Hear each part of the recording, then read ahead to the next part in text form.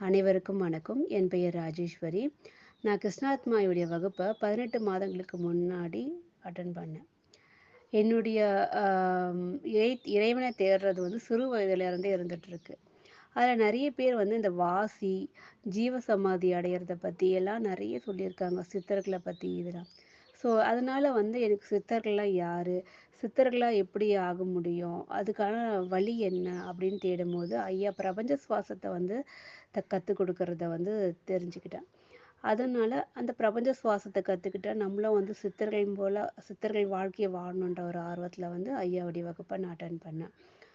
அதுக்கப்புறம் ஐயா அது மட்டுமே இல்லாமல் உணவை எப்படி மருந்தாக உண்பது, குடிக்கும் நீரை எப்படி சக்தி வாய்ந்ததாக மாற்றிக்கிறது, அதுபோல் நிறைய விஷயங்களை சொல்லி கொடுத்துருந்தாரு.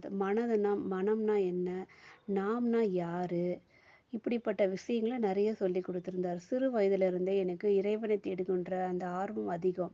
இறைவன் தேடுறதுலே நான் நிறைய நேரங்களை வந்து செலவிட்டிருக்கேன். எப்படின்னா அப்படி ஒரு சூழ்நிலை என் லைஃப்பில் சில இன்சிடெண்ட்லாம் ஏற்பட்டுச்சு. அப்போது என்ன இது, எதுக்காக வந்தோம், என்ன காரணத்துக்காக இந்த உலகத்தில் நம்ம பிறந்திருக்கோம், நம்ம லைஃபுடைய நோக்கம் என்ன, நான் ஒரு நோக்கம் நினச்சேன், அந்த நோக்கம் அது சரியா வரல. அப்போ என்ன நோக்கத்துக்காக நான் வந்து இந்த உலகத்துக்கு வந்திருக்கேன்? சாதாரணமா பிறந்து, சாதாரணமா இறக்கறதுக்காகவா இந்த உலகத்துல நம்ம பிறந்தோம்? அதோடைய நோக்கம் என்னன்னே தெரியாம நெறைய வகுப்புகள் சில அட்டெண்ட் பண்ணியிருக்கேன். நெறைய வந்து ஆன்லைன்ல அந்த யூடியூப்ல இருக்க சரி வீடியோஸ்லாம் கேட்டுட்டு இருப்பேன். என்னுடைய அத்தனை தேடுதலுக்குமே ஆனா பதில் வந்து ஐயாவுடைய வகுப்புல எனக்கு கிடைச்சது. எதுக்காக வந்திருக்கோம்? நான் யாரு? பிரபஞ்சம்னா என்ன? நமக்கும் பிரபஞ்சத்துக்கும் உள்ள கனெக்டிவிட்டி என்ன? மனம்னா என்ன? மனதை வந்து கண்டிப்பாக கண்ட்ரோல் பண்ணவே முடியாது. ஆனால் மனதை எப்படி வந்து இப்போ மனதை வந்து கட்டாயப்படுத்தி கண்ட்ரோல் பண்ணாமல் எப்படி நம்ம வந்து மனதை வந்து வலிமைப்படுத்திக்கிறது அப்படின்ற விஷயங்கள் எல்லாம் ஐயா வகுப்பில் நிறைய சொல்லியிருக்காரு. அதில் ரொம்ப எனக்கு வந்து ஈர்த்தது இந்த ப்ரெசன்ஸ் ஆஃப் மைண்டு. ஃபஸ்ட்டுமே கொஞ்சம் ரொம்ப கடினமாக இருந்துச்சு ப்ரெசன்ஸ் ஆஃப் மைண்டில் இருந்து. அதுக்கு சில நிறைய டெக்னிக்லாம் ஐயா சொல்லி கொடுத்துட்ருப்பாரு. நம்ம சில எப்பவுமே நம்ம பாஸ்ட்டுக்கு போயிடுவோம், இல்லைன்னா ஃப்யூச்சருக்கு போயிடுவோம். இப்படி தான் இருக்கும் நம்ம லைஃப்பில். இப்படியே இருக்கும்போது ஒரு கட்டத்துக்கு அப்புறம் அந்த அவர் சொல்லிக் கொடுக்குற விஷயங்களை ஃபாலோ பண்ணும்போது நம்ம பாஸ்ட்டுக்கும் போக மாட்டோம், நம்ம ஃப்யூச்சருக்கும் போக மாட்டோம். நடுநிலையில் நின்று நமக்கான வேலையை மட்டும் நம்ம செஞ்சிட்ருப்போம். அதுலேயுமே இப்போ நான் பயிற்சி தான் பண்ணிகிட்ருக்கேன். இன்னமும் பயிற்சி பண்ண வேண்டியது நிறையவே இருக்குது. பயிற்சி தான் பண்ணிகிட்ருக்கேன்.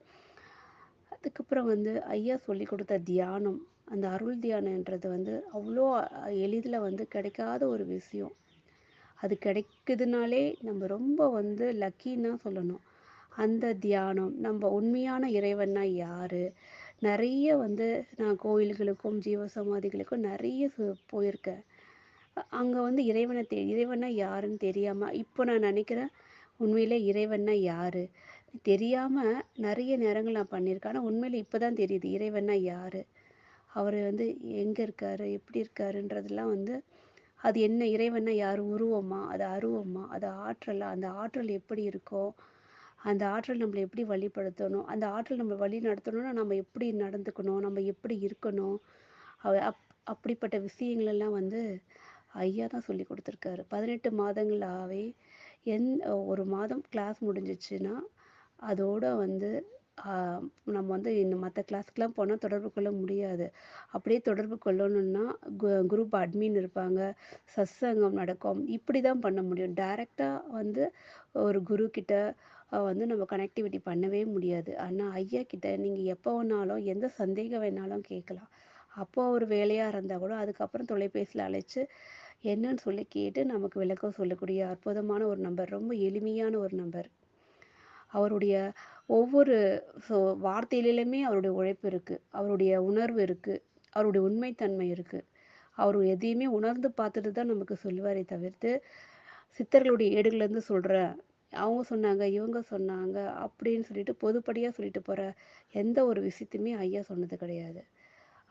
அவருடைய டீப் ஒவ்வொன்றுமே அவருடைய உடலையே வந்து ஆராய்ச்சி கூடமாக வச்சுக்கிட்டு ஒவ்வொன்றுமே ஆராய்ந்து பார்த்து ஒவ்வொன்றுமே இதை பண்ணாதீங்க, இதை இதனால் இப்படி வந்தது, நீங்கள் இதை பண்ணாதீங்க, அப்படி ஒரு ரிஸ்க் அவர் எடுப்பார். அதுலேருந்து அவருக்கு வெளியே வரையவும் தெரியும். அதனால் எங்களுக்காக அவர் எவ்வளவோ பண்ணியிருக்காரு. நாங்க குடுத்த அந்த ஃபீஸோட கம்பேர் பண்ணி பார்த்தோம்னா, அவருங்களுக்கு எத்தன கோடி குடுத்தாலுமே, அவர் சொல்லிக் குடுத்த அந்த பயிற்சிகளுக்கு இணையே ஆகாது. அத பயன்படுத்துறவங்களுக்கு அது பெரிய ஒரு வரமா இருக்கும் அது. உணவ பொறுத்தவரையுமே, அவர் சொன்ன உணவ நம்ம ஃபாலோ பண்ணோம்னா, கான்ஸ்டிபேஷன் இருக்காது. உடல் எடை மிக எளிமையா குறைச்சுக்கலாம். சாப்பிட்டுக்கிட்டே குறைக்கலாம். ரொம்ப எளிமையான அதே நேரத்தில ரொம்ப கட்டாயப்படுத்தி இத சாப்பிடு அப்படிலாம் சொல்ல மாட்டாரு. மனத்துக்கும் குடுக்கணும். மன விருப்பத்துக்குமே அவர் குடுக்கணும்னு தான் சொல்லுவாரு. அ அத வந்து மன விருப்பம் போல ஒரு நாள் குடுத்தீங்கன்னா, அடுத்த நாள் எப்படி அதுலேருந்து வெளியில வரணுன்ட்டும் அவர் சொல்லிடுவாரு. கட்டாயப்படுத்தி இப்படிதான் சாப்பிடணும், அப்படிதான் சாப்பிடணும், இவ்வளோதான் சாப்பிடணும், அவ்வளோதான் சாப்பிடணும்.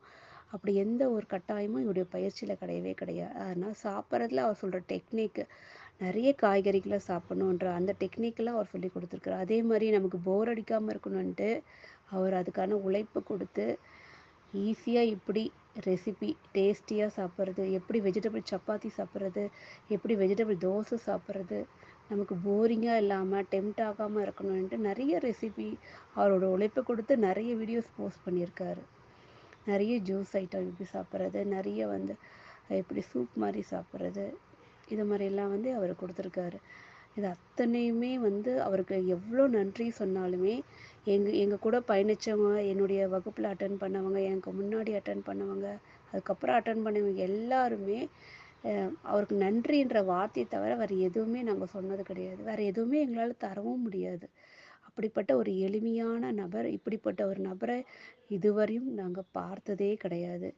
இதுக்கப்புறமும் இதுக்கப்புறம் வருவாங்களான்னு எனக்கு தெரியாது. அப்படிப்பட்ட ஒரு ரொம்ப எளிமையான ஒரு நபர்.